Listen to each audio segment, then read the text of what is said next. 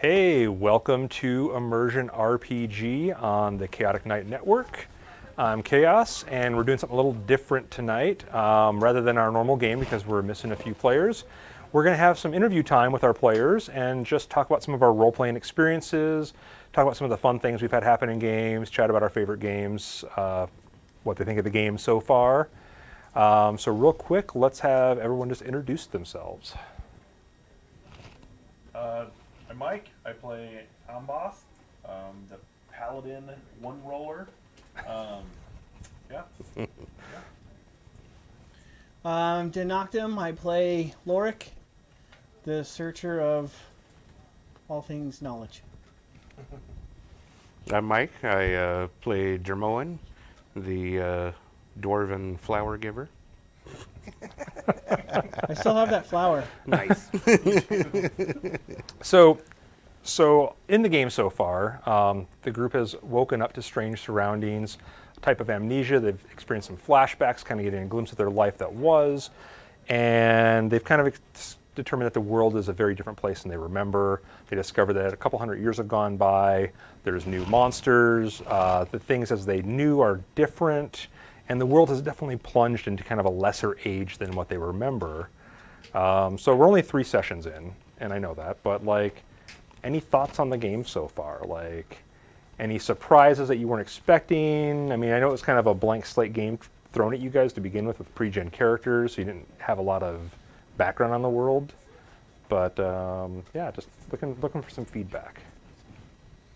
I think for me, one of the things is the one thing that I really remember that stands out that was really cool was when I found out that most of the Dragonborn race was basically annihilated. And so when the Dwarven leader told us that, hey, you're one of the last ones left, I didn't think there was any more of you. I was just like, whoa, wait a minute, what? You know, and so I thought that was really cool. It kind of makes Amboth like stand out a little bit more, and especially for him, he really has to be even more of a, like, I guess, an example of his people, to say, look, this is who we were, Fire Steel, what's the dragon's name? Fire's Wrath. Fire's Wrath, oh my gosh, I've got the worst memory in the world. Especially because Fire's Wrath, being a dragon, kind of puts a little bit of a negative view, I think, for most folks on Dragonborn, even because they identify us with Fire's Wrath. So I thought that was awesome. Cool. Really cool. That's the first time I've heard a player commend the GM on the near genocide of their character's race. So The first two. Everything can be spun as a positive. Yeah, I'm really enjoying like the pre-generated characters part. I mean, kind of having like this almost Destiny storyline that's kind of maybe set out before us a little bit. I mean, but we still it feels like our sandbox to play with and stuff. And just kind of exploring the world because it's different. I mean, there's post-apocalyptic games, systems and stuff out there, but I mean, they're all pretty defined what they are, whereas like this is all homebrewed, which is great. And it's definitely an enjoyable twist on D&D, I think. I'm having a lot of fun with that, as I love exploring stuff. That's like my thing, I think. okay. Yeah. The world's super original. I know we've had a ton of comments on that in some of the emails and stuff that we get in, where we're doing something original. It's not out of a book. It's completely made up from chaos, and I think we mentioned that on the new website that's up. But I think that's what I like about it, because I'm not a huge canned adventure guy. So because, not necessarily to explore, but because it's not something I've read about before, so you always know, it's always something new. It's not, you're looking for something and you're always finding something that you didn't know was there. Whereas if you're like doing, something out of a book, Baldur's Gate, which actually is coming out soon, I'm excited for, but you kind of know what's there already. So I like that. I think I like that aspect of it a lot. Cool. So part of the theme of this campaign, which has been revealed, I'm not going to like give any spoilers or anything here, is a classic, fantasy trope. So the trope is you have these heroes who like get together and they go face this great evil, and then they win and they save the world. And that's not what this game is, right? Like this game is you guys went and confronted the great evil and you lost. But now you're getting a second chance to go back and fix things and make things right, or try to at least repair the damage done. And I think that's a little bit of a nice spin on kind of a fantasy original trope. But you guys have any idea where you want to see that go at this point, or are you feeling like with the things that have happened in the game so far that like you are these heroes that are trying to like reclaim the lost memories, their lost powers? Yeah, I think so. I think Yeah. it's No, because I don't know. I don't know yet. Yeah, I think it's awesome. It's just like especially when like Dava the Halfling found out like her rapier regained some of his magical powers. I think that's awesome. How it's just like it's kind of a it kind of alludes to like the fact that we're slowly gaining back memories as well. And I like how you just pepper things in, like, oh, you kind of remember this, and like there's something about like this lighthouse that you just know about. You feel like you were a part of it, a part of its creation. Like in the case with Lorik and bad with names, so our cleric man, Loper. I gotta remember that. Horrible with names. Loper, if you're watching, I want you to remember that. When it comes time to heal? I've got the heels anyways. That's true. Oh, That's true. Famous last words. I got the heels. When you're dead on the ground, you don't got the heels. No, I don't. That's Okay. okay. Next thing you know, he's going to say, "Bring it" when we're in our next fight. Ooh. It's just. Did you just Yeah, say I'll that? accept You just it. said it? I'm not. No, I'm like it's quoting, Third not. person. I never said it. So I really actually like it. There we go. Because we don't know, but it frustrates me as like not like an outside entity. Like I don't know what the world is, and so it's harder to interact. I feel like if we want to backtrack a little bit in like woulda, shoulda, couldas, we should have spent more time with that dead dwarf. The dwarf that died. That's He wasn't dead when we met him. Yeah, and he asked some was still questions. alive. Because he seemed to have some of the history that maybe we could have picked up on him. What we did and what we were doing. I think we can piece it together, but we probably could have got some more information from him. So. Okay. Well, you're currently where we left off. You guys are in a community where you might have a chance to ask more questions as well. But as you're seeing, there's a bit of degradation in society. Right. And I know it wasn't picked up by everybody, but like for instance, they refer to their town as Lighthome, which it's because it's just showing degradation of language too. They don't call it the lighthouse anymore. They just refer to their whole area as the Lighthome now. And you see like society has fallen and how reliant they are upon the Dragon Masters and these overlords to, care for them, but basically keep them enslaved and then take a tithe out of their population for whatever, I'm sure, non-nefarious things are happening there. No, it's perfectly innocent. All good. I can sense Right. it. Yeah. It's all good. I'm really enjoying like that second chance of redemption. It's like we have this extra backstory to kind of go with for role playing, and instead of just like a freshly made character, you're like, oh well, I did this for my background, and then sometimes they have a hard time playing it. Whereas like this, we actually have like a solid chunk of history that we can kind of go off of, and it's it's fun. It plays a little bit where you have to role play emotions and I think I still left your characters. I made the characters, and I don't normally do pre-gens in my games. But this is a story I've been wanting to tell, but I think I've still left enough open for you to play your character as your Right, character. yes. It's not everything is like totally set in stone where like I have to be this and my favorite color is blue, and it's not nearly. It's very, very open statements of character personality and bonds and flaws. yeah. Yeah, I really like that. It's good. I like Yeah. the world. Yeah. Trying to find it in my 20 AC robes rocking. You don't have 20 AC row. To say I'm a little jealous. No, I forgot to mention this during the session. Is his cloak got its renewed properties, and it is a cloak of protection. And so I was Lord, What do you wondering. see? I thought since you were the mage, maybe it was going to be like some sort of big secretive thing. I was like, oh, we don't get to know his stuff. No, that was just No, he texted me at GM oversight. at night after the game last week, it and was like, oh, he by the said way. robo protection. I was like, oh, 20 AC? That's protection, right? Right? Yeah. I replied with what it really is. Yeah, he did. Right. It's not quite as good. It's nice. It's +1 AC and saving throws. So Ooh, that's awesome. +1 to It's saving good. throws is good. Yeah. I don't know if a 20 would make too much of a difference, because I have a 19. Usually when I get hit, it's been like 24. well past.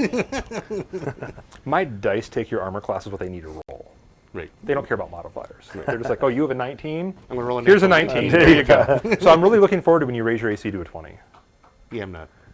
I'm staying in team full career. Just staying at the You'd be whole. like, oh, your armor awakens and it's magical. I take it off.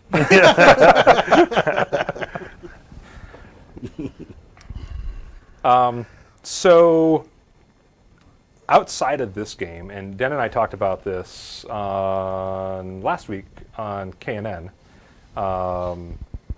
favorite role-playing games. And you can answer for either system or setting. And yeah, we'll throw this question out to Mike first.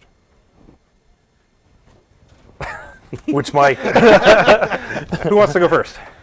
Favorite role-playing game. Let's go with setting. Favorite setting. Ooh.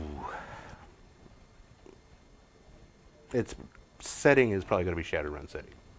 I love like the combination of future. He was threatened into that answer, just for the record. I want that to be on camera. His character would die if he didn't pick Shadowrun. I heard it in the background. So here's how much I like Shadowrun. I took a dead system that is like probably my favorite system, and I combined it with all of my favorite games to write a game I ran, right?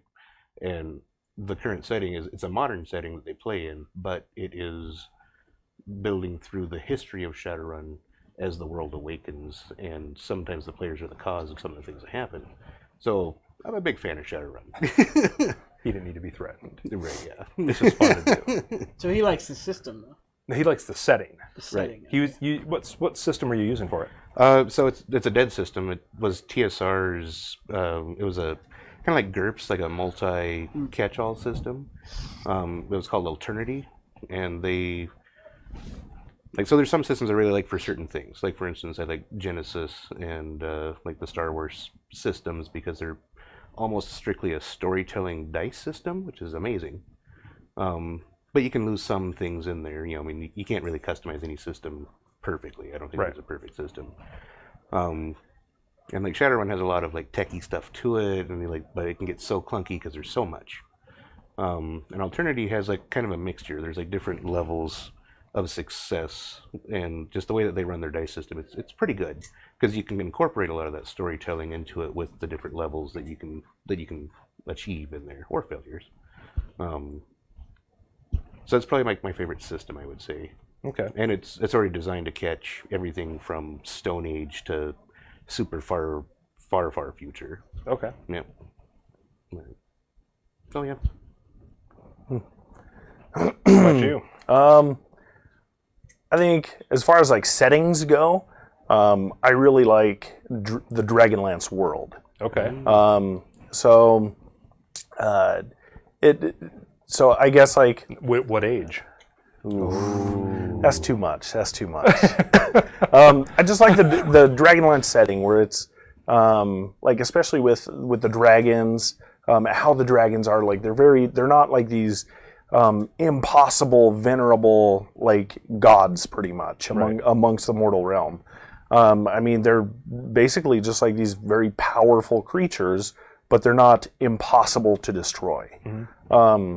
And then, so kind of along with that, I've been reading my son and my daughter every night the Dragonlance series, the Dragons of Autumn, Twilight, and Borderlands. and those ones. So the three set of books there. Chronicles, is that right? Or is Chronicles the second No. series? Is Chronicles then Legends? I don't remember which one it is. forever. It's like just all three books Right. in one. The autumn, winter, and spring dawning. Yep. I've been reading that to my kids every night and put them to sleep really fast because they're not into it. My daughter is 6 and my son is almost 3, so the droning of my boring voice puts him to sleep very quickly. But we just finished it not very long ago, and that's 1,300 pages. As I guess like kind of as a testament to that being my favorite setting, my son's name is Raistlin. So how I slipped that past my wife. I didn't. I told her.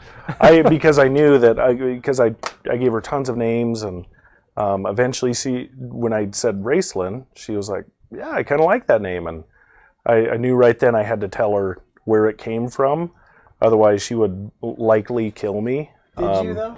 I told her that he was a powerful sorcerer and he was really ambitious.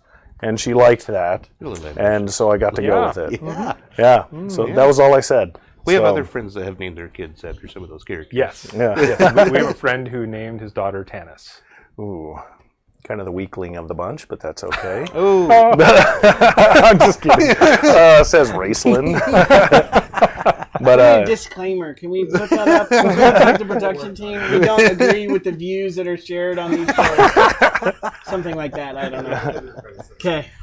but yeah, I like that setting the most. But as far as games go, I really like Dungeons and Dragons.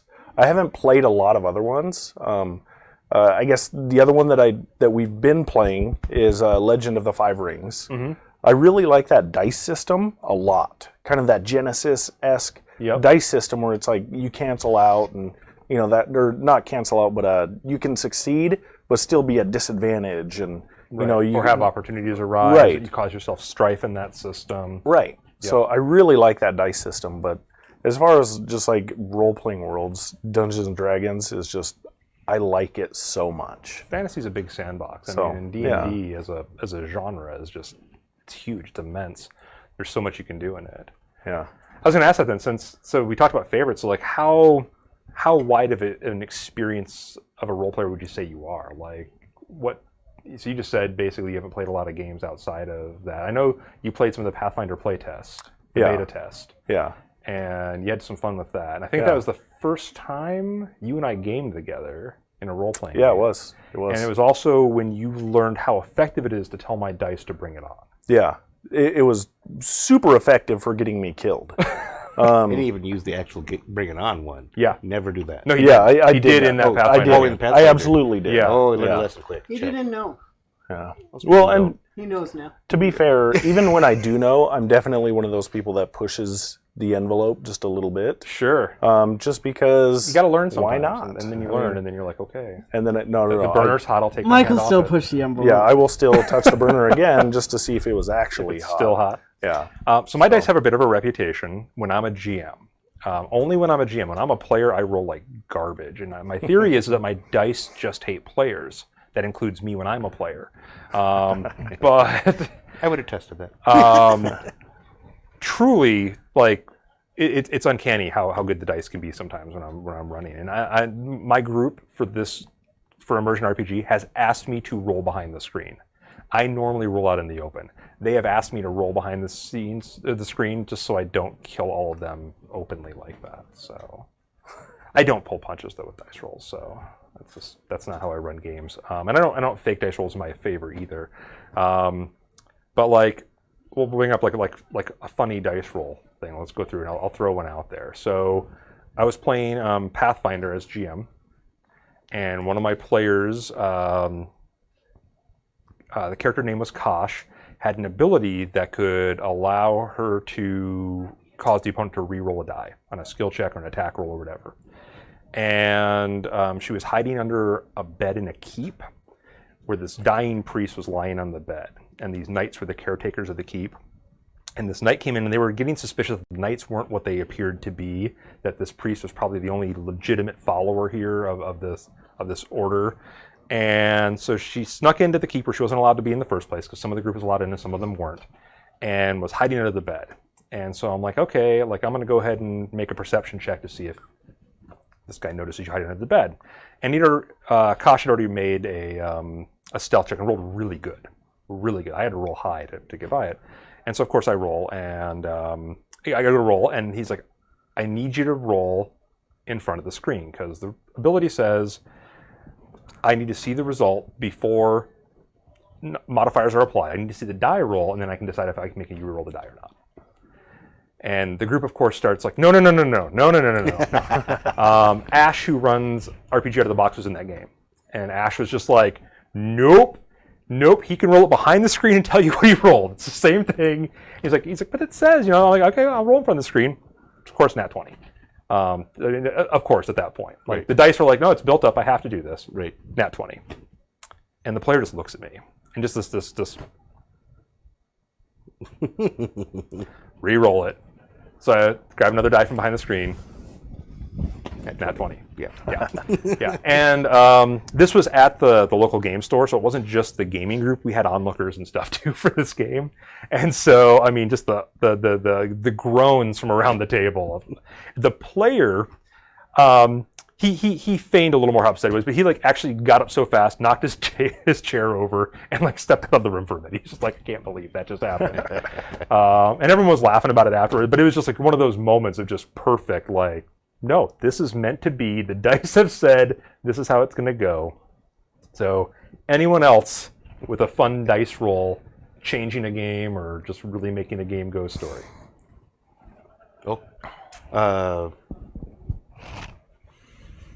So, my wife's probably watching. Well, I think I know where this is going already. Yeah. So, speaking of chaos rolling out in the open here, and parties having a rough time with it, we were playing a game. My wife was included, and multiple people, I think myself included, were knocked unconscious during the fight, and the healer ran out of the ability to get all of us back up, and I think she was the last or one of the last ones to get up, so I decided I was going to try and use the healing skill to get her back on her feet, and I rolled a nat 1. And she'd already failed 2 death saves. She'd already failed 2 death saves, so she, a nat 1 would just pretty much kill her. He was gracious enough to let me use my inspiration point to roll another die as if I had advantage, and of course I rolled a nat 1 on that too. Killing my wife's character. We determined that because she had been clawed by troglodytes. I remember the scene. Yes. When I described the attack, it was on the face. And so we just determined that his nat 1 is he tried the tourniquet around her neck. Yeah. Stop the bleeding. So I killed my wife's character. Good. I still hear about it. So there's been inside jokes, I think, in our table already about, like, don't let him make the medicine roll. Never. Even if I was... Well, that's good for me to know. I didn't know that story, so now I know where that's coming from. So. No more medicine rolls for... Nope. I will botch it somehow.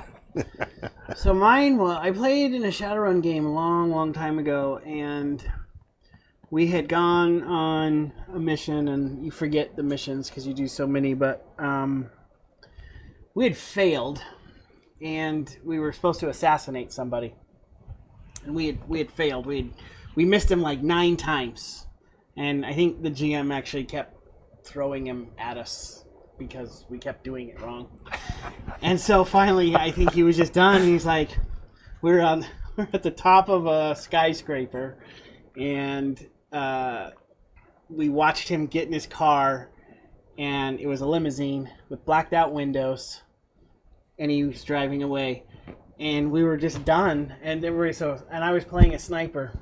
And so I said, well, I shoot in the window and try to kill him. And the GM just looked at me and was like, you could do that. Target number 29. And in Shadowrun, you roll a 6. You can roll it again. Yep. You roll a 6. Yep. So I think I proceeded to roll like a 42. And so the GM was just like, all right, fine. After like 4 hours of playing and just failing, he's like, it goes through the window and the guy falls out dead, and the driver stops the car and pulls his dead body away.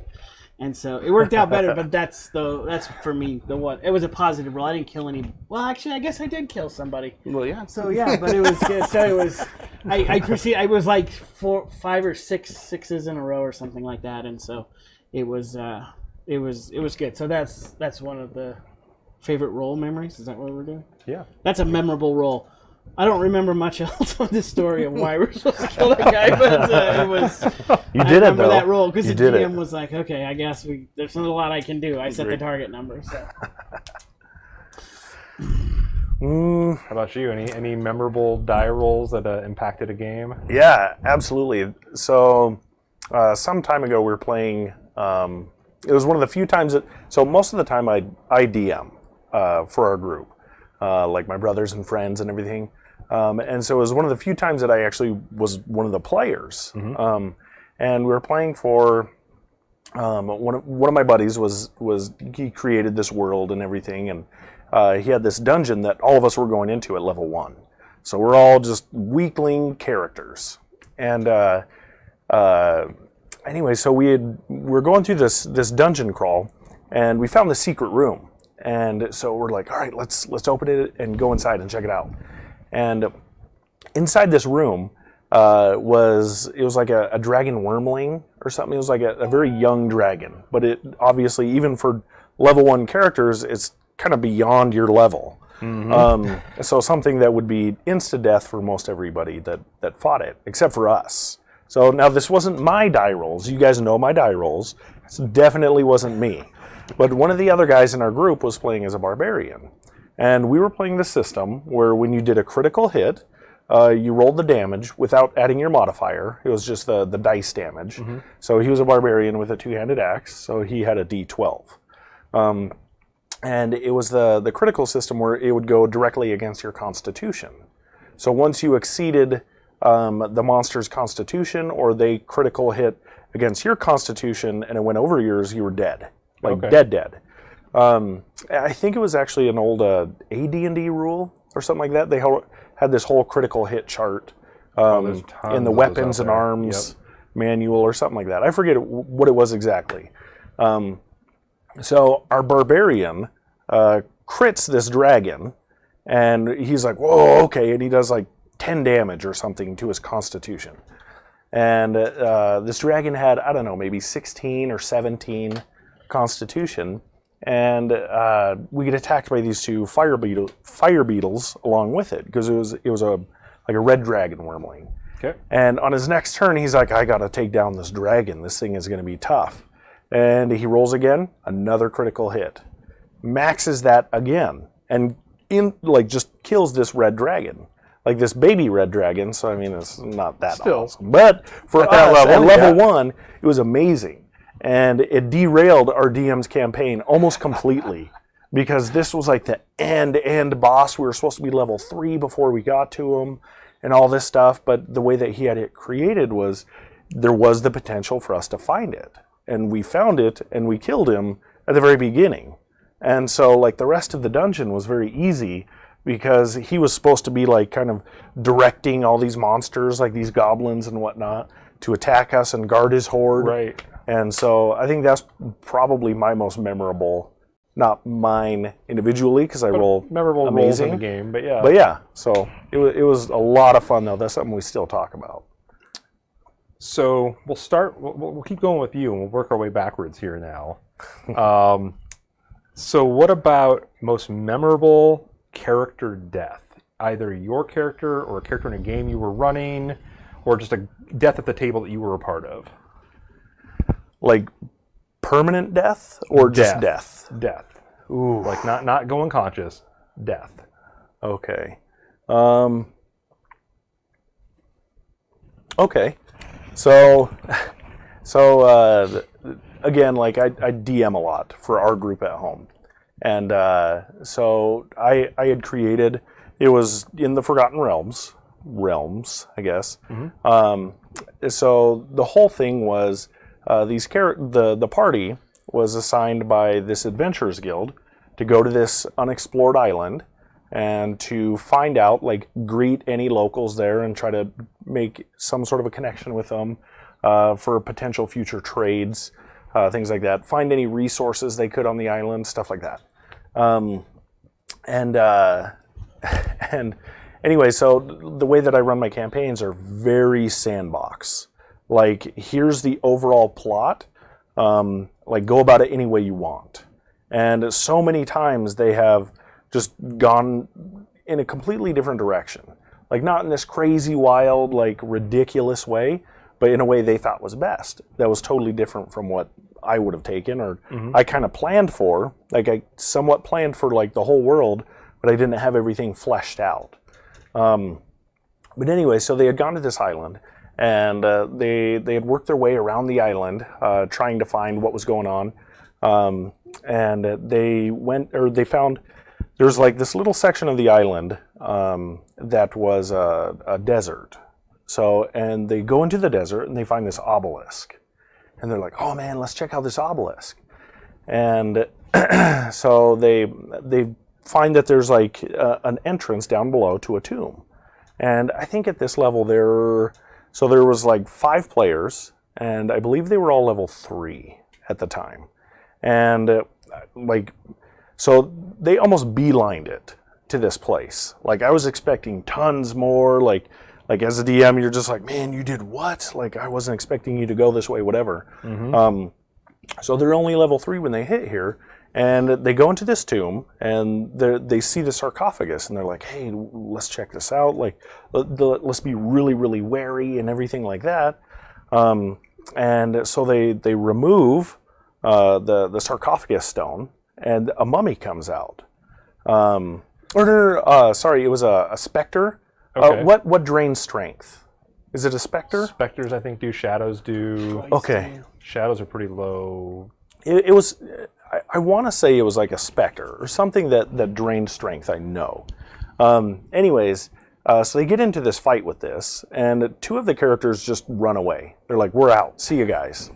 I'm like, "Okay, this is gonna be really, really hard." And so one of the characters was a wild sorcerer. The sorcerer where it's like when you roll a dice, or like if you roll like a critical hit or something like that.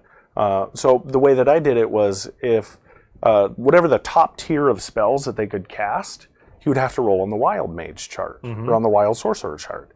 And so anyways, this specter is just hitting him like crazy because he gets into hand-to-hand combat with him, and he drains him down so low.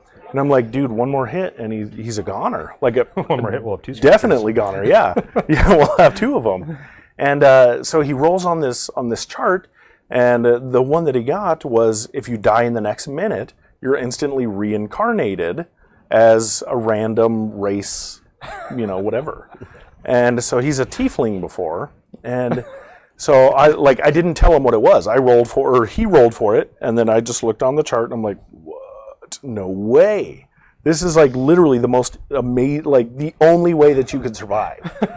And Spectre proceeds to kill him. And what everybody thinks is a permanent death, and I'm like, all right, cool, sorry. And then they're able to finish it off because the other 2 come back down. They get really lucky. They finish the Spectre off, and he reincarnates as a half-elf. And he's just like, what? All of us were just like looking around like, what? And I'm like, here's the book. Here's what you rolled. And yeah, I think that was the most memorable. That makes for memorable. It was a permanent death, but it also wasn't. He died. But so he yeah, came back. That's the joy of D&D songs. I want to point out really quick before we move on to Denactum here too, that I think everybody here right now, we're all normally GMs, right? Mm-hmm. Like we're normally and Loper in the game too, the player, he's also normally a GM. Yep. So that was kind of some of the fun of this group. Is I got players who are normally the people running the games to be able to play a character and throw. And I think you get not knocking players at all, but I think as a GM you build a wider skill set to like play various NPCs and as such. Which, speaking of, all you players out there, run a game for your DM. Yeah, no kidding. Yeah, take to play too. Take the time. Take a turn. Let the GM play once in a while. Great. All right, Ben. What's your most memorable character death? Memorable, like bitter? I know which one it is. I know, but I can't. We're not going to talk about that one. Memorable. I mean, hopefully that's the one that sticks in my memory. That's all the other ones are washed away. That's probably the most memorable. It made me so bitter. It's also the most recent. Shadowrun again is the problem. It's also the most recent. That's yeah. Well, I was, and I know he's going to eventually watch this again, so I don't really harbor any ill feelings in the real world. But if we ever go back to Shadowrun, It's going to be a thing. So we finish. It's okay. I have ill feelings too. We finished this thing. You weren't in that game. It was terrible. Oh, it doesn't have to be that. Sort Okay, of game. holy moly. So we get through this whole deal, and we spend 3 or 4 sessions mapping out, and we pull off this great heist, and well, what I thought was a great heist because we got the work done. There we go. And the job done. There's no such thing as a And, great heist. I don't know. I'll just leave it at that. And then I come to find that I have been betrayed by people in the group. And they proceed to track me down to a restaurant. And there was no way out for me, so I fought. Lone Star, the police department Yeah. in Seattle If you know and Lone Star, Shadowrun converged in full right. riot gear over a hostage situation. And Was that a Russian guy involved? no, sir. no, Surprised. No. So surprised. But is this the same character guy? same player. Oh, interesting. I never do that. It's funny. That's every story I hear. But didn't okay, kill I'm just me. going to let it go. He didn't kill me. It killed someone, though. I killed me, and he killed everybody else. Oh, wait. Is this the 108D? Is this the 108D? Is that your most memorable character death? No. Okay. It's in the top 5. Okay, good. jeez. Right, I'm in yeah. the top 5. I don't Good. know if I've had that many characters die. Ooh. So to clarify, I play don't think I very often. answered this earlier on like experience wise. I was talking to my wife about this the other day because I was like, I don't know what questions we're going to go through, but I've had close to 20 different game masters over my life. I've played in probably, I don't even know how many different systems. A lot. Yeah. And with a lot of different players over the years because I started playing, back in the early 90s, late 80s type of deal. I never stopped. Like a lot of my friends stopped. I never stopped. I was fortunate enough to come to a place where I could continue to game no matter where I moved. I was found. I was like, gamers, come to me. So I've seen a lot of characters die. Some of the most memorable aren't even mine. Some are. Well, if you GM a lot, if we're talking about like times that I've killed characters in a really awesome way, I have a lot of those, but there's a lot of those. Evil game master. So what's your most memorable? Oof. It's kind of a tough question. I mean, because he's one of them. And he's pretty recent. Dirty was his Shadowrun Hermetic Mage from the South. From the Confederated American States in Shadowrun. And he had the Southern drawl, and the 108D joke is just, that's, if you've played Shadowrun 3rd Edition, that's how much damage he took. And if you don't know the system, don't worry yourself over it. But if you do know the system, you know that 108D is a lot. Yeah. That's what happens when explosives get channeled into a very small area.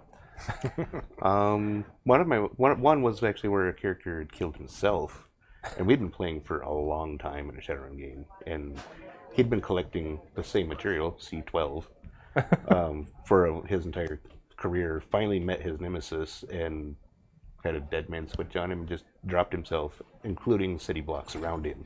It was fun. I was just thinking of one a little bit ago too. I was like, oh, that one was awesome. Gosh, what the heck was it? Yeah, we'll come back to it. I'll remember the one that it has a story. Okay. It's a good story. Okay. You think about it. Yeah. I have one. I have a memorable character death. Not my character. Game I was running. So, in addition to my die rolls, I do have a well-earned reputation for running really difficult games. I challenge my players. The production team is snorting right now because they've been in some of them.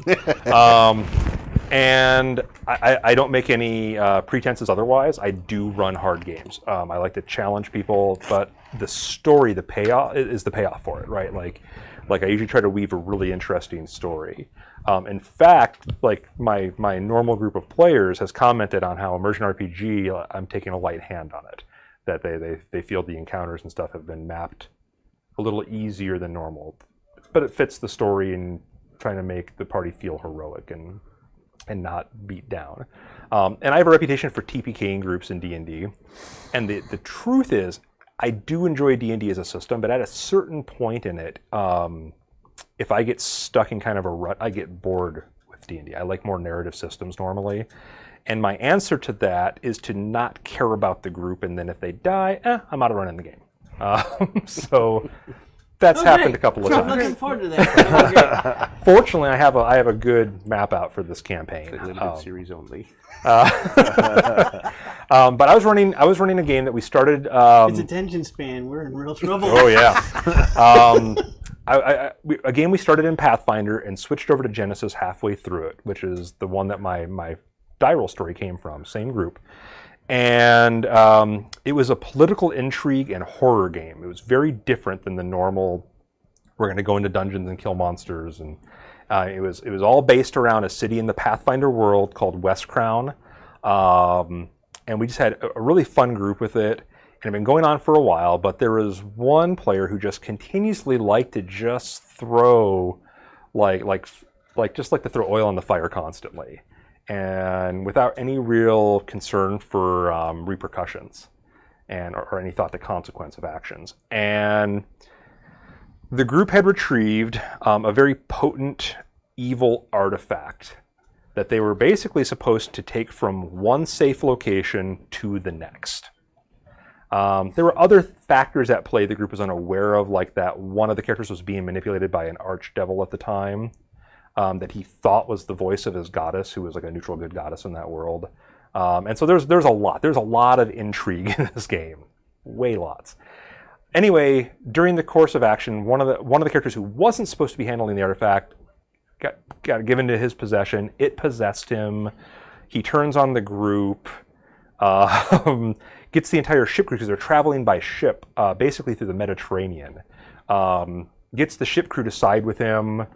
And they have this big confrontation, and eventually the book is held in a container that has a key to it. It's a magical container. You need this key to open it. He gets the key, because they'd separated the two things. He does get the key. He opens it up. He reads the book, doesn't remember any of it, but he's now fully into thrall of the book. But he gives the key to this other character, the one who's famous for throwing oil on. Solana's the character name, and she's a sylph. She's like an air elemental, so she's very flighty. I mean, she's human, but she has like air elemental heritage, and just very whimsical. Whatever her whim is at that moment, she's going to pursue. And she decides, because the person carrying the book, Edric, charms her with the book, and so now she's enthralled. But she decides then that because the book is taking so much of his attention, she's jealous of the book, so she throws the key overboard. The only way for him to get back in touch with the artifact, and they need to be able to open the book later to be able to free him from it, the bondage of it. And now she's destroyed any chance of that happening. So, Nice. The book is compelling him to kill her. And rather than do that, being the heroic person underneath the charm, with this book in an 80-pound lead case, he steps off the boat and drowns himself. It's not the memorable death, though. So now at this point we are 10 months into the campaign, like 10 real months of playing every week into this campaign. So the players are vested in their characters. And Edric actually got to go stand before the goddess of the dead. She judged him and gave him a chance to go back and be her servant. And he ends up taking that, and he ends up coming back into the campaign later. It was a lot of fun. Another character had a backstory, though, of this Rakshasa. And Rakshasas are really nasty, evil creatures. And Pathfinder has some doozies. And this one was one of the doozies. It was one of the ones that's approaching like CR 20, 21 in the game. And this was like a backstory footnote in the character's back history. But they were moving into his lands, and he's been looking for this evil artifact. He's been looking for the book. And when they removed the lead barrier from it, when he opened the book, it got the attention of this evil creature, who then sent its minions, including demons who could go deep into the ocean, and they retrieved the key and they retrieved the book. So he gets the book. Well, he shows up. And they're all on the deck of the ship, and they had managed to pull up Edric's dead body, and it's on the deck of the ship with them, and they're all trying to figure out what to do and what's going on. And Kosh, the character I'd mentioned earlier, is there as well, but she's under the name Emily. She has this kind of Dr. Jekyll, Mr. Hyde thing going on with her character because she was cursed. And so she's under the Emily persona at the moment, where Kosh, the other personality, is stuck in the shadow plane. And they kind of switch places back and forth throughout the game. And this evil Rakshasa named Velshash shows up on the ship, and he's holding the book without the case. And he calls Kosh over, which it's not Kosh, it's Emily, and it forces the change, which is something normally it's a player mechanic to do. And it forces this to happen, and it's like really building up like, this guy is the bad guy. You know, like, this is the campaign-ending bad guy, and he's on our boat. Right. And so he's explaining through Kosh, because he doesn't want to lower himself to speaking common to talk to them, that he's there to give them a reward. And so the first player, the hero of the campaign, Adonis, basically he's like, well, he's like, I want two things. Rakshasa's impressed with his boldness, so he allows it. And he says, okay, what's your first thing? He goes, well, my friend Edric here is dead. Can you do something about that? Okay, so he animates the body as a zombie. Done. So they're like, okay. And then he's like, well, Arbogast, who is the group's druid, had lost his arm in combat, because Genesis is going to be a potent critical hit system. Right. Can you give him his arm back? And meanwhile, Arbogast is over there. Nope, I'm good. Just saw how that wish went. I think I'm okay with one arm. And so he says, yeah, and he grows the arm back, and he gets an arm back. An arm. Yeah. Not his. It is, however, the arm of a foe they vanquished. Oh, excellent. It's really good. Yeah. Yeah. So he turns to Solana and he says, okay, what do you want your wish to be? And she says, well, I want Kosh back, because Kosh had been allowed to go back to Emily at this point, and she's kind of like cowering behind the rest of the group. And I want Kosh back like permanent. I want the curse broken. So Rakshasas hate the gods in Pathfinder. They hate them. They're jealous of their power. They're jealous of their immortality. And so they absolutely despise the gods. It's just like, I want you to do this. And he's like, no, that's beneath me, because a god cursed Kosh. He's like, I'm not gonna trifle with that. That's below me. Just disdaining the power of the gods. And she goes, and like the group is like, no, like you're treading on dangerous ground. And he kind of like gives a little bit of a warning, like no, this is, you're like, don't push me on this. Like, what else do you want? She's like, well, maybe you're just not strong enough to do it. Maybe you're not powerful enough to do it. And so the Rakshasa looked at her and he just speaks this word of power out of the book. Right. And I'm like, it's an attack spell. And now, a quick thing about Genesis. Genesis is a system that it is very hard to kill a character in a single hit in Genesis. I'm just going to throw it. It's not impossible, as we discovered, but it is incredibly difficult. And so I rolled the spell, and I score a crit on it, which was not hard to do. And I was like, okay, so it's a percentile roll, and there's all these modifiers involved. And on the percentile chart in Genesis, you have to roll 151 or higher to kill somebody. So without any modifiers, you can't kill somebody in a single hit. But there's ways to go past that. And like a really potent critical hit can add plus 10, plus 20, plus 30. And this one ended up adding plus 20, I believe. Yeah, plus 20. And then the attack had a trait that gave another plus 50 to the roll. So I have plus 70 to the roll. And I throw the dice out in the open in front of the group, and I roll like an 89, and so it's like 159. Oh, look, that's the result on the chart is complete obliterated death. And so he speaks this word of power, and the character just basically comes undone, and she just explodes in gore and viscera over the group.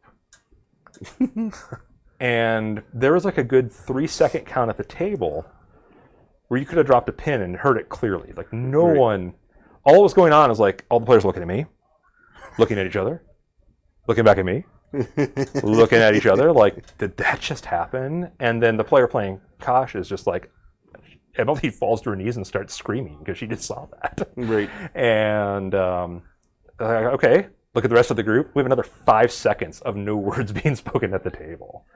And it was just utter and absolute shock. And from there, it was just like, yeah, there's this nice turns to the druid. What do you want? And he's like, nothing. I'm good. And he's like, oh, you turning down my hospitality? And he's like, and they played out. He ended up getting this magic item that was cursed. And then he's like, okay, now get off my boat. And he like says that word again, and all the crew like do the same kind of explosion, except their bloodied skeletons remain standing, and they start going to work on the ship. And most of the group ran to the longboat. Most. One player was just like Adonis the hero, Ash's character in that game, had to run down and like get his belongings. And so when he came out, he used the same spell on him, and I got the same result on the attack roll, but the crit was lower, and it permanently maimed his character. Dropped one of his stats permanently by 1, which the next results past that are the death results, the various death results, some of which are reversible, some aren't. But yeah, that was like that scene as a whole was so campaign changing because, like I said, we'd been playing for about 9 or 10 months at that point, and everyone was just comfortable in their characters' skins, and just like they'd gone in some hard fights, and people had come close before, but nobody had actually ever died, and they were feeling a little invincible, and that shattered that feeling for the rest of the campaign. And I don't think anyone else died in the interim until the very end, and then we ended up having, in the end fight of that campaign, we ended up having, I think, 2 more player deaths, and a major NPC died as well. But it ended great. Even the players who died were just like, that was awesome. So anyway, that to me is like one of my most memorable, like just in terms of sheer changing a campaign's stride, and that, oh, we can die. Like, that's not what we expected. And I've never had a silence at the table as profound as that moment. The player handled it well, too. Players was like, okay. I warned everybody, too, like, hey, the game's really going into hard mode after the events of the boat being thrown, or the book being carried off the edge of the ship the week before. I was like, you guys might want to consider backup character ideas. And they all thought I was joking, and then I exploded one of them the next week. So. Here's your warning. The player was just like, oh, I got another character idea. Just don't have a character written up yet, so I'll be back next week to play. That's wild. So do you remember your... I did, yes. All right. It's more of a circumstantial thing. It's kind of funny because it's actually 5 player character deaths, and all 5 were mine, all at the same time. Nice. Good story. So my wife and I had planned this like kind of vacation getaway for one of our anniversaries, and we were. You didn't tell her it was at Greyhawk. You actually stayed home and played D&D. No, we went someplace. We went and rented like this. I don't know if you call it a suite or not. It's kind of like a bunch of apartments. I mean, so you had like your own refrigerator, kitchen, everything. Like you just stay there, and it's down in Hot Springs. Okay. So we went there and we were just like get away for like a week, and hang out, play games, go soak in the hot springs, come back, relax, just eat food, like a whole week. So, and we decided we were going to game because there's no electronics or anything. We were just like, we're going to game and just have fun. And she decided she wanted to run the game. I'm like, okay, sweet. So I just made a whole party. I was just going to control the whole party, right? And I made like this theme thing. It took me like a week, a little more, to make all these characters. And she kills them the first day, all of them. And this like one encounter, like we played a couple encounters, and then this one, and it's just like everybody just starts dropping like flies. I'm like, what's happening? I guess we're not gaming the rest of the week. It's pretty bad. It was funny when it was happening though. And she's like, yeah, that just happened, and it's just mostly dice rolls. It was horrifying. That can happen sometimes. Yep. Yeah. So yeah, there was a lot of build up to it. But Dirty's probably character I had in one of Chaos's games here. Exploded very largely, but it was the repercussions afterwards of some choices I had made in character that altered that campaign. I think to an end, even Killed the rest of the party. For the most part, except for 2. Yeah. No, 3. One of them got away. Yeah. One got away. It did end up killing 2 of the other players, though, and then basically having a suitcase nuke go off in Seattle and change the face of that campaign. Mm-hmm. Yeah. Yeah. As a Southerner, I valued family a lot. And rebellion. Didn't pan out well. Any other ones who have exploded or other ignoble deaths out there? Favorite character? Anybody have you guys have a character that stands out as like your favorite character to play, or?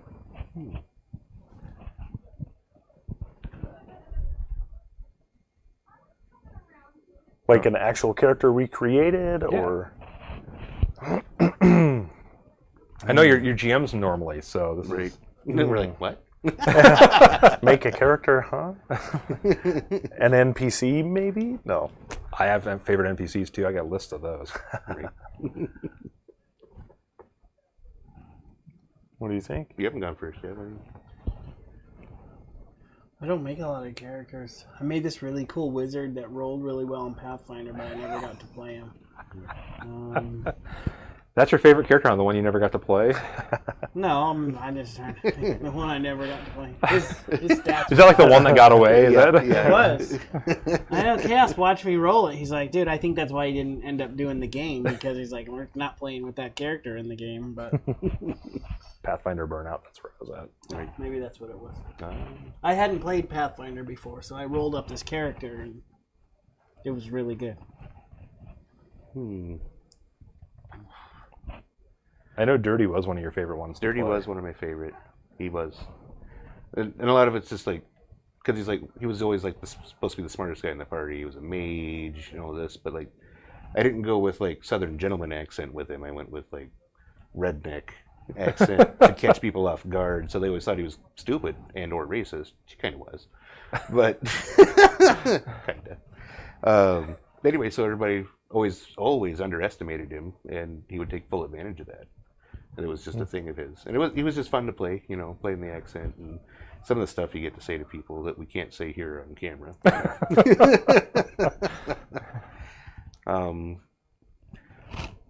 But I think, this is weird because this is a game that isn't very popular. I think in our area was actually a Vampire the Masquerade character. He was a Tremere, and I played him for a long, long time through different groups. Same game master. You know, and I started off like just as a Neolith, like starter deal, almost part of the Anarchs, but like climbed towards the top. Got the prince as my mentor. The whole city got overthrown. Moved to a different city. Start from scratch. Build up again. And like go with another group and stuff like that, and became an elder eventually, and it was really fun, because I mean eventually I got to be like, oh, I'm the guy that knows what's going on, and like I'd start cruising around with like new players that come in and they'd be anarchs and just going off the wall, and sometimes I'd kill them. I kill a lot of players in that game because I'm just like, you're out of control, you got to stop, and they'd start fighting with each other and just be like, I meant it. You're done. Next. But yeah, he was probably one of my favorite characters because I played him for a long time, and no accents or anything, which was kind of weird for me, I suppose. But, yeah. You got a favorite character? You're not playing enough? I don't play enough. I have moments that are really good with some particular characters, but we had one game that we played when I had first started role playing. I had worked with the couple of the companies that wrote the books, and so I got some of the adventures earlier. So the group I actually settled in with were really good role players.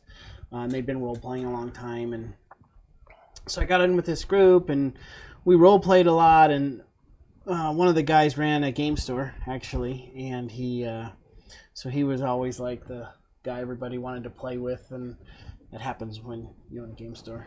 Cass can probably attest to that. But so we had this thing, and he was a high school guy, and he's a cool kid, but he was really excited about getting this guy to play in his game, and he didn't want to play in his game because it's high school kids, and we weren't that old, but it was a tougher deal because we were kind of elitist, maybe we were like elitist role players, like they were like making these stories up that were crazy, but So he finally said, "Okay, I'll do it," and he had some kind of deal, and he dragged me into the game too. So we both went and we played, and so it was us two at the table with 4 or 5 of these guys, and we found it's a pretty good game. We took advantage of him, to be honest, because we were playing Shadowrun, and so I remember that I took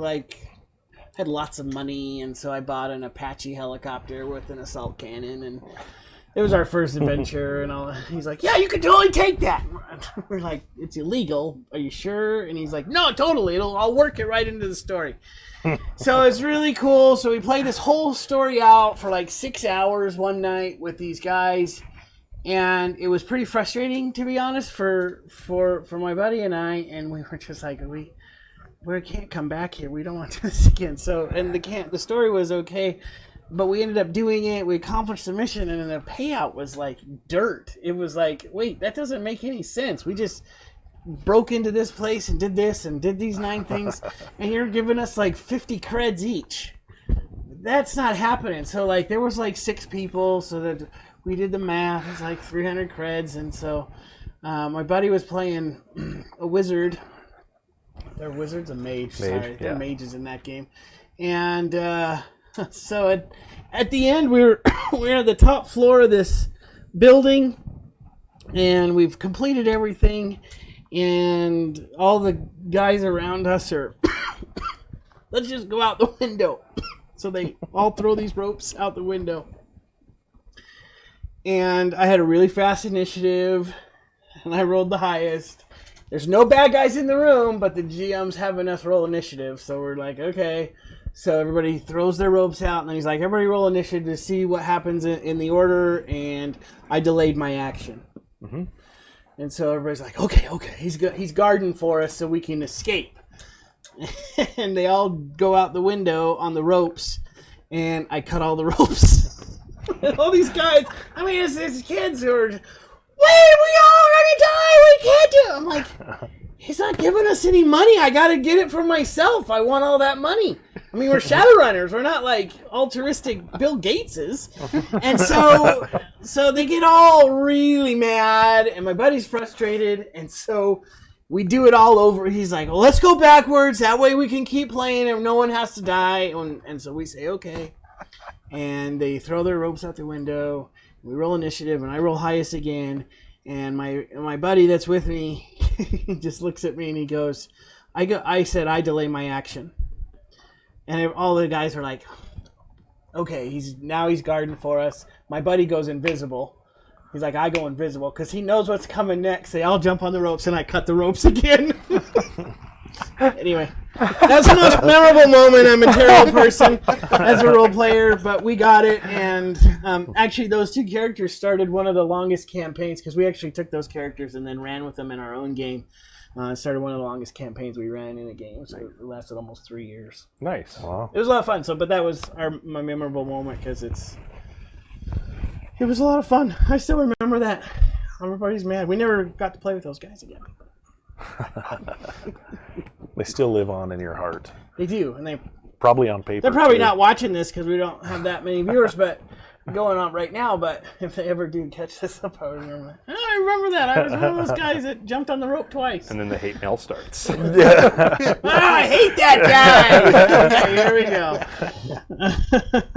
go. That's funny. One of them was probably viewing, and then you just reminded them, and they're like, "Oh yeah." I'm done. That's a terrible channel. That guy's terrible. That was so long ago, though. I don't know. I probably don't even remember, but it led to 2 of my favorite characters that I've ever seen in any role-playing game.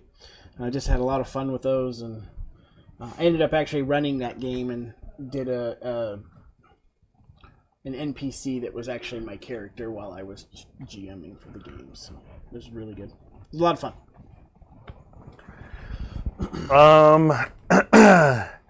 So I think I've got 2. They're not my personal characters, again, because I mostly GM.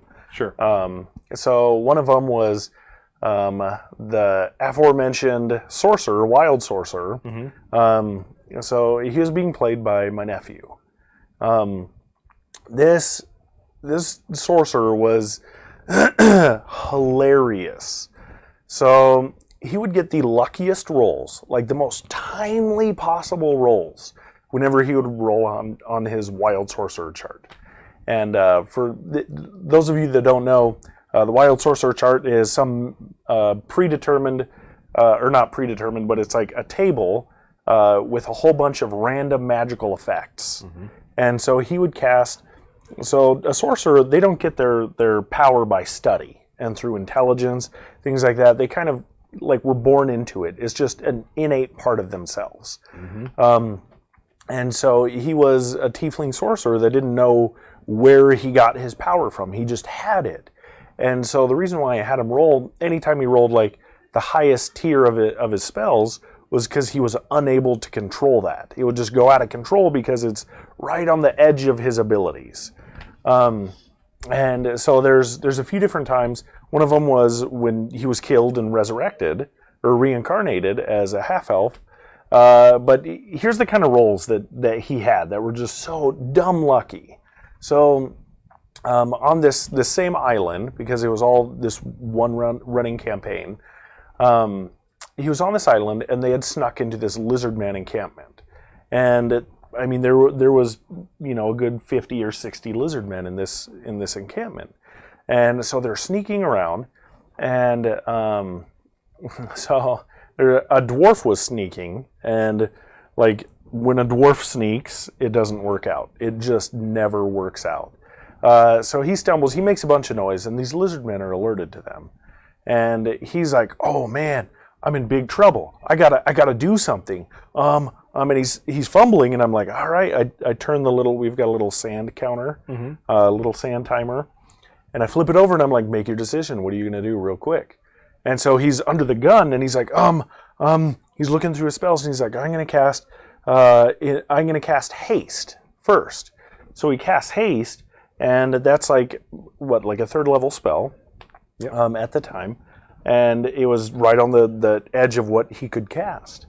And so he rolls for the magical effect, and it was one of the effects is a fireball goes off centered on yourself. So it goes off, and it roasts a bunch of the lizard men nearby, and obviously it alerts everybody to him. And so he's like, "Oh no, like I got to do something to get out of here now." And I mean, it went off, so he had haste. And he's like, "I got to get out of here as fast as I can." And so he casts another spell. I think it was invisibility. And so he's like, I just got to go. And he does it, and he rolls on the wild sorcerer table again.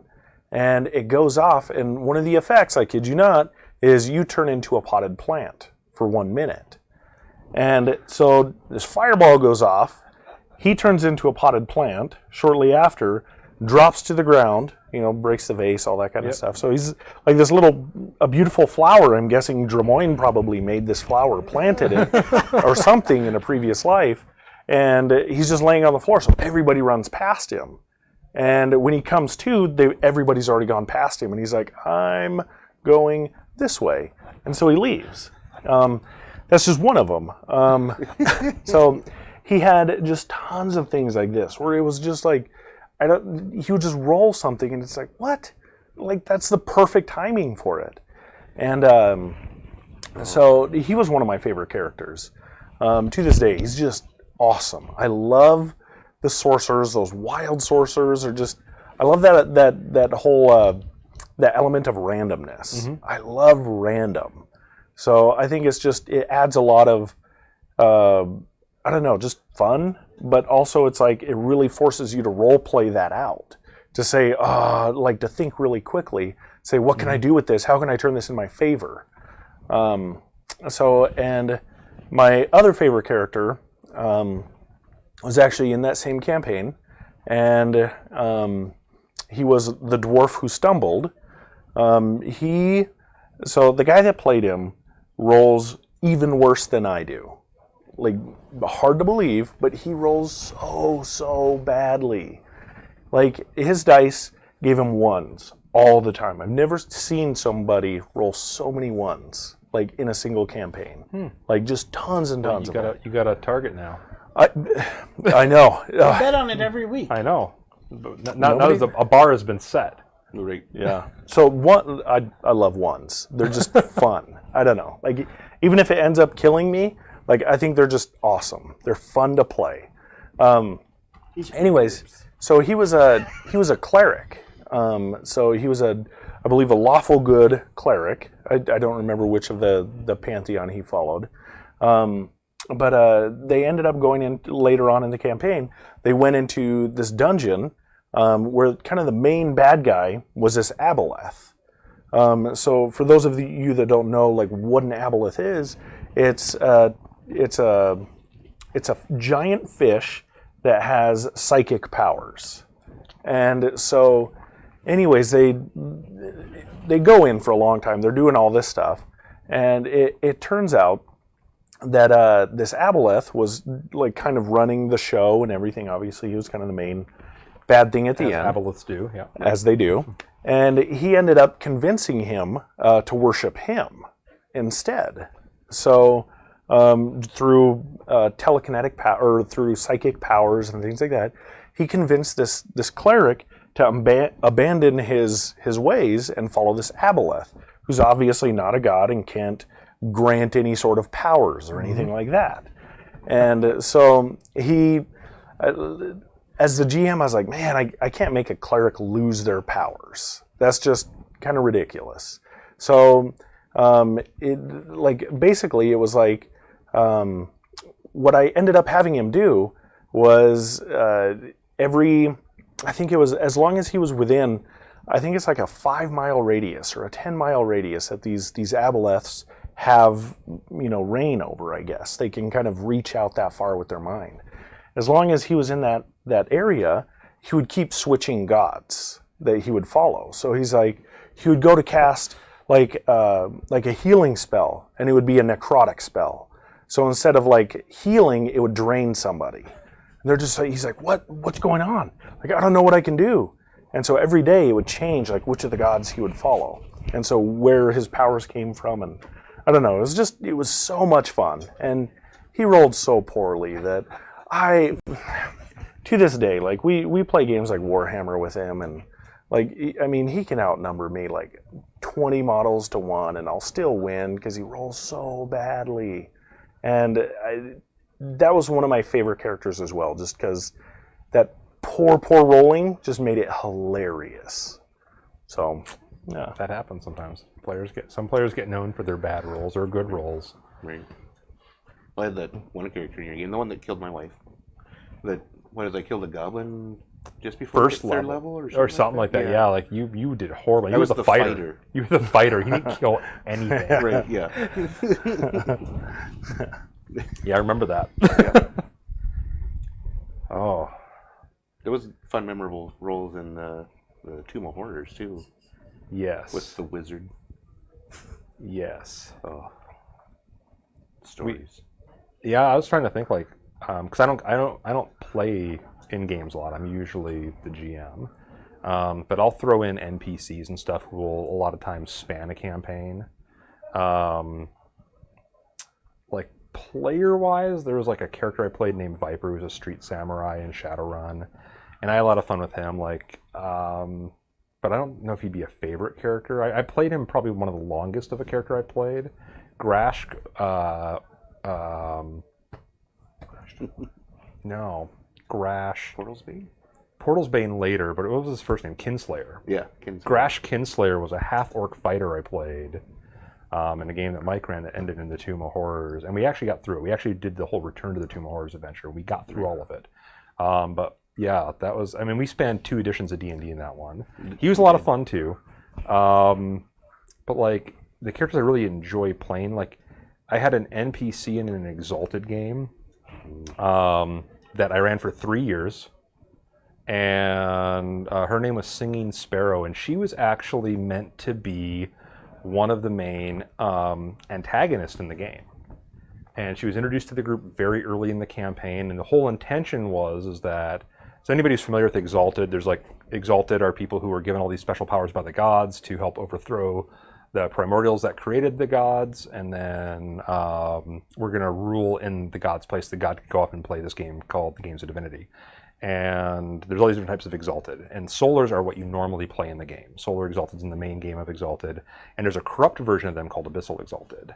And Also one of my favorite games. yeah, Exalted is a great game. For setting. Love the setting. Yes. The system, a little too crunchy for my taste. I like more narrative. Anyway, but yeah, the world is incredible. Love Exalted. Love some of the places. I love that they pioneered some things in the game industry with like stunts and other mechanics that were really, really phenomenal for narrative players. But anyway, this character, she was going by Singing Sparrow. Her actual Abyssals give up their name, so she didn't even have a name. Her title was the Child of 1,000 Exquisite Agonies. And she... So I had this whole campaign plan about how she was going to infiltrate the group and let them build up and do the Exalted thing where they like build an empire and and then from within she was going to destroy all of it. And that was like kind of the campaign. Like there'd be this great twist later in the campaign and this was going to happen. And so I throw the character in and just role playing the character with these other players, and they were all phenomenal players and stuff too. It's a shout out to my players back in the Detroit area. And like we're like a couple months into this campaign, and like they did something I didn't actually like really expect and didn't really like plan on. They just treated her very human and were super sympathetic to her. And I was prepared for like all of her personality is kind of centered on people not trusting her, and instead they just started bonding with her right away. And this is like a thing she had lacked her entire life. And so like when she kind of got over her initial distrust of it, she was like, I actually like these people. And she ended up becoming part of the group. And then that was a betrayal of her master who had sent her there. And so that became the refocus of the campaign. And it told a very different story that wouldn't have happened had it not been for the role-playing of my group, of the players themselves, who changed all of it. Which is what these all are about, right? Like that's what role-playing games are. I mean, it's like it's cooperative storytelling. And instead, the story ended up becoming, because eventually, like 6 months real time in, like it gets revealed what she is. And like they just thought she was a girl. Like she's like a 16-year-old girl. And it's like, you're a what? Like you killed one of our friends like a while back. Like she did some horrible things to conceal what she was. And to be fair, he tried to kill her first. She was just better at it. And gets this big reveal happens, and every person in the group handled it differently. Like it wasn't like a group, okay, we're all accepting. Like one person's like, no, I don't trust you. Like you gotta, like I'm willing, since you told me what you are, like I'm willing to give you the opportunity to earn my trust again, but we are back at below zero now for trust. And like one person was like, you're so brave for telling us, thank you. Like and super good with it. And, like so there's all these different responses too though in the group. But at the end of the campaign focus became of, can we redeem this essence? Can we cleanse the abyssal taint and redeem her as a solar exalted? And they did at the end. Like that was this 3-year story that got told that ended with her actually becoming Singing Sparrow and getting a name and having this redeemed essence. And it was really cool. And that was not the story I'd written. Right. And Exalted is one of those systems, though, like one of those settings that just has these really great dramatic moments. I mean, it is very, anime / kung fu movie stylings, and the fight scenes can be just phenomenal. And I have a lot of love for I have a lot of nostalgia for Exalted. Right. I go back and try to play the system, and I'm just like, too many rules. Too many rules. That was another one of the ones I incorporated into Alternity, was Exalted Earth Dawn. Yeah, I'd say Sparrow. So Sparrow is probably one of my favorite NPCs to play. Another favorite NPC to play is from my recent the Pathfinder / Genesis game. We call it West Crown Nights because it was like a soap opera. But Lysandra, once again, an example of how the players will turn your game on its head. So very early in that game, political intrigue. There's this like kind of like cult uprising going on in the city that are causing all this anarchy. And the group finds out that the leader is this woman named Lysandra who lives in this old abandoned manor house that she's kind of fixed up and like leads this cult from there. I'm gonna draw. The Silver Serpents is what they're called. The Silver Serpents is this group, and they're all about like because West Crown is in Cheliax in the Pathfinder world, and it's a lawful evil empire where the rulers gain power by making literal deals with devils, and it's an evil nation. And the whole campaign focus was trying to hopefully change that. Is what the group was aiming for, right? And one of the characters in the group was actually related to the crown. He's like second or third in line to the crown. That would be Adonis, Ash's character. And anyway, they go to this house to confront Lysandra, who's the leader. And I had this great little like dungeon tile. Like we were playing Pathfinder still, and it was before the group had really got to feel what the game was about, and so it was still a little more D&D-ish, a little less narrative intrigue. But I had this encounter planned out, and they're going to fight these evil cultists and do this thing, and at the end, they confront Lysandra, who they don't know is a succubus, who is a demon, with this anarchy cult in a devil-ruled nation, which for D&D fans, it makes a lot of sense. Like, demons and devils hate each other. And so they're getting ready to kick in the door and do it, and the player playing Kosh from across the street, because was not going to participate in this, because one of the different just screams, "Wait. Wait! Let's see if they want to talk." And instead, they knock on the door. And they get an audience with the leader, who sits down and talks and tries to charm them, because that's what succubuses do. Right. And they don't fight. They don't get her to leave or anything. They just talk to her, and Kosh gets charmed. But Kosh is an enchantress, sorceress bloodline, Rakshasa sorceress bloodline,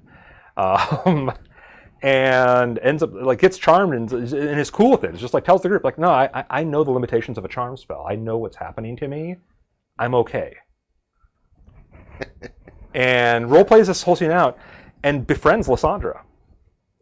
And as time goes on, so they don't end up running Lysandra out of town. They don't end up doing all these things that were once again planned in the campaign. Lysandra, that was the 6th or 7th game session, and that game we played for 14 months, on a weekly basis. She was at the final fight. She was all the way through that campaign, and was one of the most fun NPCs to play.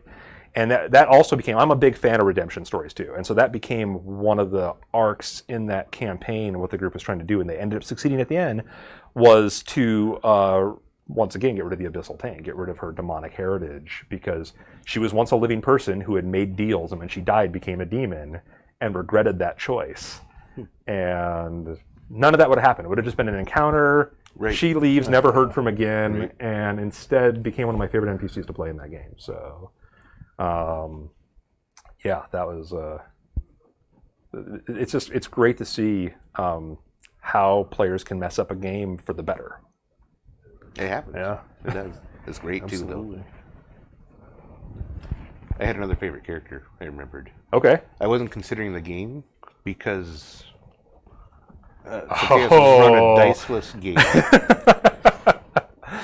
It's one of the most amazing stories that we've probably played in. Yes. And that was probably my favorite character. His name was Van. He was a tattoo artist. Modern game. Modern game. Setting. That was it. Nothing special. Biker tattoo artist guy. Ran with a sandwich artist. It was nothing but pure role playing. There was no dice, no system. It was just an exercise in pure role playing, and I think we played 18 sessions of that. Something like and 4-hour sessions every time. It was a phenomenal role playing exercise. If you ever get a chance to try that, it's so alien to the whole we're going to sit down with character sheets and dice. It's just cooperative storytelling. You have to have a storyteller or GM that you trust to do it. But man, that was a crazy experience. And the players who were in that game, it was only 18 sessions. They still talk about that game as one of their favorite experiences. Well, it's funny because I think we tried to add rules or different systems to it. It fell apart every time. And they always felt intrusive. Yeah.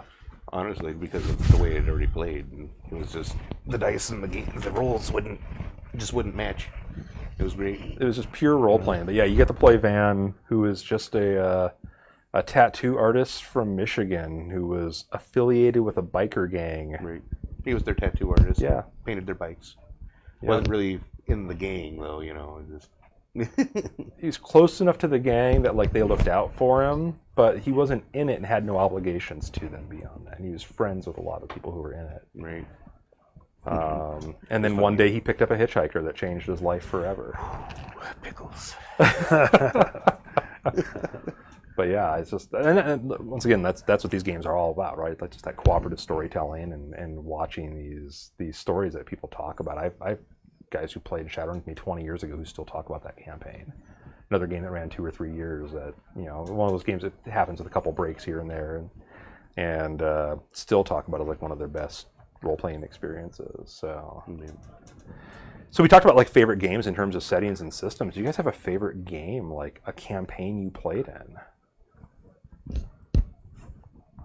You just said. I mean, They just said it. I think that's probably it. But, yeah. It wasn't Shadowrun. It wasn't Exalted. It wasn't D&D. It was just my own thing. Well, it was heavily borrowed from some Exalted sources, and Jim Butcher's Harry Dresden series borrowed a lot from that for that game. It was a lot of fun. yeah. But it's just self-made the whole thing. So sorry, no advertising for anybody. Yeah. No dice, no books. Local game store owners hate that stuff. Self-advertising. There you go. There you go.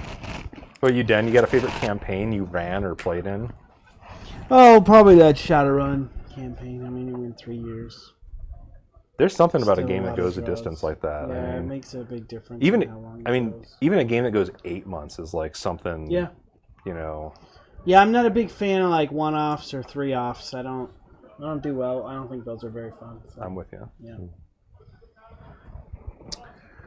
Man, I think one of my favorite ones is the one that I talked about. I refer to it all the time because it was my favorite one. Going to this island with the party, but kind of interesting. So I after I built that campaign, I did it again for a different group, and the exact same one, just to see how differently the groups handle everything, like what direction they go. Because again, like I really like to sandbox it and just let them be the ones that run the direction of the game, and I just like kind of moderate it, and I let them tell the whole story and everything like that, and find, like, I'll have things out there for them to find. If they find it, great. If they don't, they don't. But I think that's, I don't know, one of my favorites is just doing the same one but for a different group. Sure. So just, it's fascinating to see how people approach the same exact problem so differently, and it changes everything. Like you talked about before, it's like, it's fun to see the characters change the campaign. A lot of times it's actually for the better. So, yeah. Well, that's some skills of GM too, is to make sure it goes for the better and not just derails it and then crashes and burns. Absolutely. So I always want to say this, like, my favorite campaign is one I'm running. Because like live in the moment kind of thing. Right. Yeah. Which makes it my Monday Shadowrun game. Oh, I hate you. ADD. It's over in a couple of weeks. We're gonna have a new game going. So like West Crown Nights that I ran, like I said, that one went quite the distance and was the most ambitious campaign I've ever run in terms of political intrigue. One of my players actually made what we called the crazy wall, like all the little like clippings of like, this is going on here, this is going on here, and had string attaching them, and it was up on the wall where we played for a while, and it was great. I mean, like, I like to run a game where my players get really immersive in it, where they're really engaged in the game, like where they're talking about the game in between sessions, where they're just having a lot of fun with it. I'm not like obsessive or bad or anything like that, but just like where you're just like, like if we wrap up Thursday night, you're like, wow, why is next Thursday so far away? Like I like those kind of games. I want people, and I mean, how you end a session, all that has play in that. But the West Crown Nights game, it had a really slow start, but once it got its momentum, it was really good. But there was a lot of ups and downs in that campaign too. I had a player leave early on that I was really bummed to have go, but ended up being a good thing once again, like when the player left, because their character ended up becoming one of the major villains in the campaign, and which people didn't see coming, and it just told a great story. One of the best boss fights I've ever seen in a game was that character. So I loved that campaign a lot. The Exalted game I ran when I was back living in Michigan was great. That one ran, like I said, I lived there for 4 years. I ran it for 3 years with a little breaks here and there, but 3 years total time in that one every week. And we were playing like probably 6-hour sessions in that one. That was an in-depth game. But yeah, like the game I'm running for Immersion RPG is a campaign world I came up with 10 years ago for 4th edition D&D, and that's probably why it failed the first time I tried to run it. I had a lot of fun with 4th edition D&D. I know there's a lot of hate out there for it too. I didn't mind 4th edition D&D as a player, but as the GM I had a harder time with it. And I think our group then didn't mesh very well. I know, Mike, you were in that group, but yeah, I don't remember. Like we brought a couple new people in, and it just wasn't the chemistry for a long-term campaign. I think long-term campaigns need good chemistry too, which I think our current Thursday group has. But I'm really excited to be running this one. I am. I want to see it. It's planned to go, hopefully hit all the way to level 20. And yeah, I'm really excited to see that one go the distance. And I am having an absolute blast with my Monday Shadowrun game too. And it's very difficult to run 2 games at the same time and juggle that. Right. But like the Thursday game is a lot of prep and a lot of like putting things together. And I almost think that Dungeons and Dragons, because it's not the only game I play, I don't like dedicate myself to knowing all of D&D. I need that prep time to know how the rules work, know how monster interactions work, know how spells work, because I just don't know it all. And like my Monday game in comparison is like almost no prep time. I spend most of the time writing backstory, and then I just let events go. And Shadowrun's always run that way for me more, where you can freeform it and improv it a little bit more, and that game as well. I have really stellar players in that one as well, and it's just a lot of fun. And they'll just take the ball and run with it too. If I can show up with nothing prepped, and I have 2 or 3 players that'll just run the game for me without I can sit back and have things react. So whereas like this game, like Immersion, like this game, like I feel like I need to be pushing things forward all the time still too. And it's partly because we're still kind of building the setting, right, and getting you guys to a point where you'll have more freedom to kind of break out of that. I don't think it's railroady at this point or anything either, but there's a breadcrumb trail being put down, and you guys are following it pretty well so far. I'll say that. But I definitely prefer to run games where I just have like my timeline, so to speak, in the background of like this event happens here, this event happens here, this event happens here. Add players, see what happens. And I love that style of game, and I run a lot of my games that way. My narrative games I run that way. But Shadowrun just feels it's more regimented, like how you create encounters, what magic items you give out at what levels. Like there's a lot more regiment in it. It keeps the game balanced and more fun, I think, for everybody as well. But yeah, like I said, for me, my favorite game is whatever one I'm running. Like I love talking about old games. We can lose hours of just talking about old games and old sessions. But ultimately, like I'm always looking forward to what's coming next week. Right. We got to make that new experience. Yeah, exactly. We got to see some more ones rolled. And got lots of them ready. Lots of them ready. Oh. Dan, you got any other questions? I think we covered a lot tonight. I have no idea what time it is.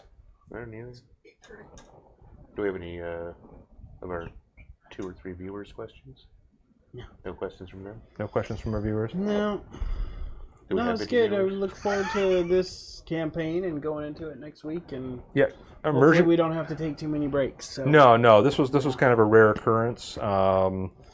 But yeah, we will be returning next week at 7:00 with the normal campaign. Hopefully, those of you who watch this or are seeing this on YouTube later got to enjoy meeting the players and the GM a little more and hearing about some of our stories and experiences. And hopefully, we can bring more of this to the table and create some favorite moments at the game table here on Thursdays. Right. Yep. I mean, I know I'm looking forward to the next thing I have planned for some of you. Great. Be concerned. Guys are going that way. But we'll see you next week. Bypass shout out you want to do really quick? That's the knowing, yeah. Shout out to the kids. Little T-Rex for Michael. You do that so well. Right. Oh, you should see him do it. Middle of Yeah. the basketball court, middle of the game. Done.